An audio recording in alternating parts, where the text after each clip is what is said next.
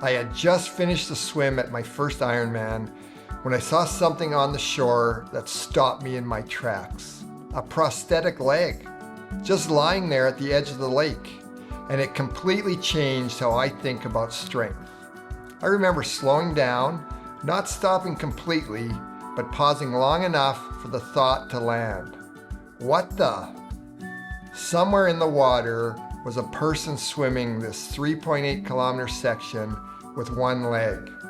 And that moment has stayed with me until this day. Up until that point, I had been completely inside my own experience, my training, my preparation, my discomfort, and suddenly my perspective shifted.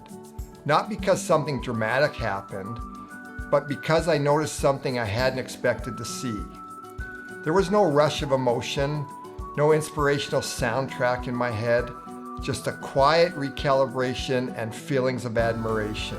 We tend to define strength in very narrow ways: physical ability, endurance, performance, pushing through, and those things do matter. But moments like that challenge how incomplete those definitions can be. Because strength isn't always visible, it isn't always impressive, and it isn't always something we get credit for. Sometimes real strength looks like commitment, showing up, doing something hard without having or needing anyone else to notice. That prosthetic limb on the shore challenged my assumptions not about athleticism, but about limits and courage. I see this pattern constantly with most of us. People who are capable, responsible, driven, and yet they quietly tell themselves they're weak because they're tired or overwhelmed or struggling with something that used to feel easier.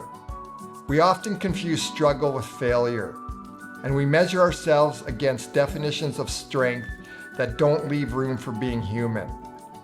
In the work I do with individuals and organizations around stress, sleep, and well-being, this comes up repeatedly. People don't lack strength. They lack permission to redefine it. Strength doesn't always mean pushing harder. Sometimes it means noticing, adjusting, being honest about what's sustainable.